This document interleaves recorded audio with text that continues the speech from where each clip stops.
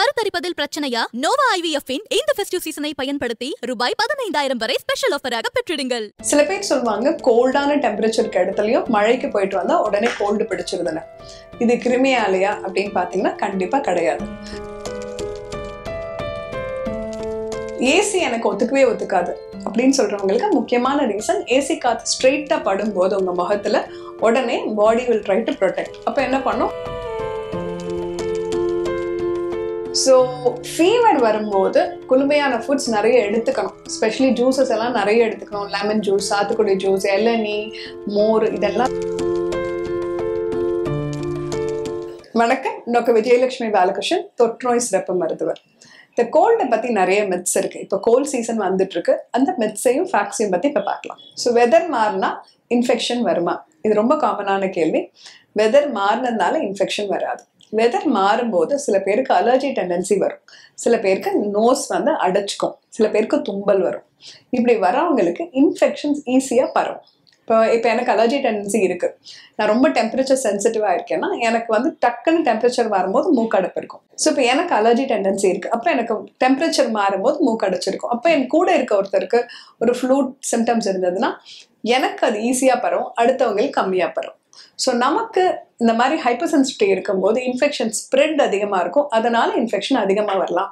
வெறும் temperature மாறதுனால infection வராது, but nose black வரலாம். அது எல்லா டைமும் இன்ஃபெக்ஷனாக இருக்கணுங்கிற அவசியம் இல்லை. ஸோ மழையில நனைஞ்சா கோல்டு வருதோ, கோல்டு பிளேசஸ்க்கு போனால் கோல்டு வருதோ, இது என்ன கான்செப்ட்? சில பேர் சொல்லுவாங்க கோல்டான டெம்பரேச்சருக்கு இடத்துலையும் மழைக்கு போயிட்டு வந்தா உடனே கோல்டு பிடிச்சிருதுன்னு.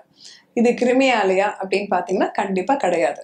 கிருமி ஒருத்தர்கிட்ட இருந்து இன்னொருத்தருக்கு தான் பரவும், நேராக மழையிலேருந்து வராது.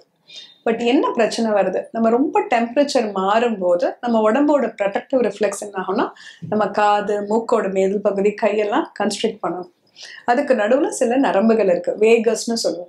ஸோ இஃப் யூர் வேகோடோனிக் இண்டிவிஜுவல், உடனே என்ன ஆகும்னா மூக்குக்குள்ள கொஞ்சம் வெட் ஆக்கிரும். மூக்குக்குள்ள இருக்க சதைக்கு மியூக்கோசான்னு சொல்லுவோம். இந்த மியூக்கோசா உடனே வெட் ஆயிடும். வெட் ஆயிட்டு நமக்கு சைனசஸ் பிளாக் ஆகும், தலைவலிக்கிற மாதிரி இருக்கும், காது அடைக்கிற மாதிரி இருக்கும். இது நம்ம வார்ம் பிளேஸ்க்கு வந்தோடனே சில பேருக்கு ரிவர்ஸ் ஆயிடும். சில பேருக்கு அது ரிவர்ஸ் ஆகும். கொஞ்சம் கஷ்டப்படுற சமயத்துல இன்ஃபெக்டடா ஒருத்தரை மீட் பண்ணும்போது அவங்களுக்கு இன்ஃபெக்ஷன் வைக்கலாம்.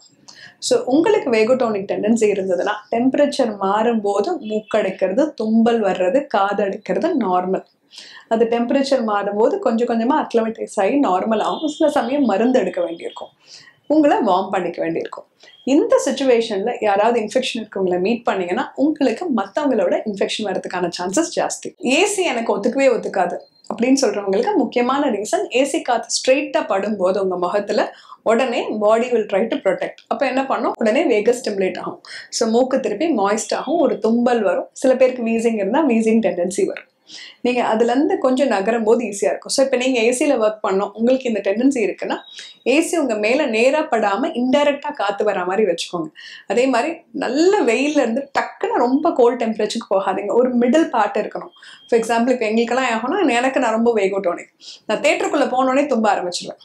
ஸோ இப்போ என்ன பண்ணுவேன்? வெளியிலேருந்து கொஞ்சம் தேட்டருக்கு முன்னாடி இருக்க ஹோல்டிங் ஏரியாவில் ஃபியூ மினிட்ஸ் இருந்துட்டு தேட்டருக்கு கொடுப்போம். ஏன்னா தேட்டரில் டெம்பரேச்சர் நாங்கள் 18-20 டிகிரி தான் வச்சுருப்போம், வெளியே 26 டிகிரி இருக்கும். நான் வெளியிலேருந்து வந்தேன்னா நம்ம ஊரில் 35 டிகிரி. ஸோ 35லேருந்து நேராக நான் வந்து 20 டிகிரிக்கு போகும்போது உடனே தும்பல் வரும். ஸோ நான் கொஞ்சம் நேரம் 26 டிகிரியில் பழகிட்டு உள்ளே போனேன்னா தும்பல் வர்றது குறையும். இதுதான் சிம்பிள் லாஜிக். சடனாக டெம்பரேச்சர் ஃப்ளக்சுவேஷன் இருந்தாலே மூக்கு மாய்ஸ்ட் ஆகிடும், தும்பல் வரும், வீசிங் இருக்கவங்களுக்கு வீசிங் வரலாம். இது உங்கள் உடம்போட ப்ரொடெக்டிவ் டெண்டன்சி தான், இது ஒரு நோய் கிடையாது. ஸோ இந்த மாதிரி கோல்டு இன்டாலரன்ஸ் இருக்கவங்க அவாய்ட் பண்ண வேண்டியது, ரொம்ப டெம்பரேச்சர் ஃப்ளக்சுவேஷனை அவாய்ட் பண்ணணும்.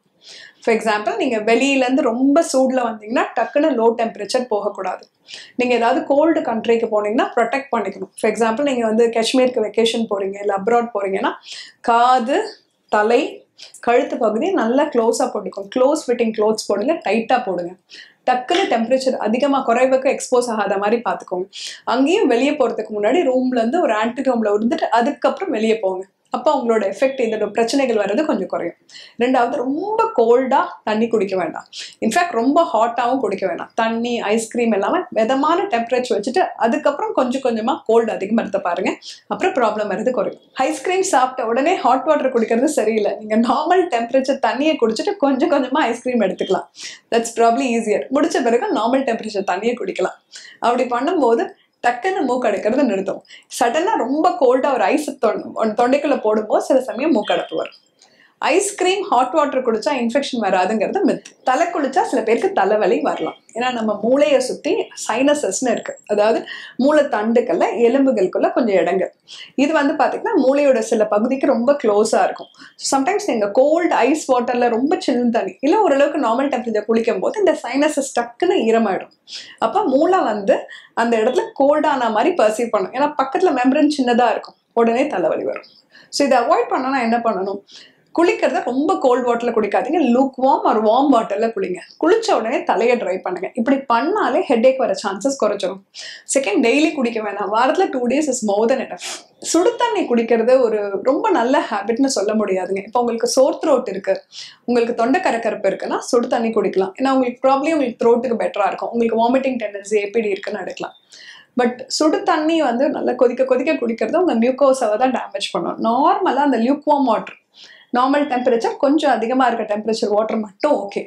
ரொம்ப சூடான தண்ணி, ரொம்ப சில்லுன்னு தண்ணி ரெண்டுமே நல்லதில்லை. 2 ரீசனுக்காக. ஒன்று, இது உடம்போட டெம்பரேச்சரை ஃப்ளக்சுவேட் பண்ணும். 2வது, இந்த மாதிரி குடிக்கும் போது தண்ணி குடிக்கிற அளவு குறைஞ்சு போயிடும். ஸோ உங்கள் ஹைட்ரேஷனே அஃபெக்ட் பண்ணும். ஸோ வாட்டர் ஹைஜீன் நிறைய பேசியிருக்கோம். எப்போவுமே சொல்லுவோம் தண்ணியை கேரி பண்ணுங்க.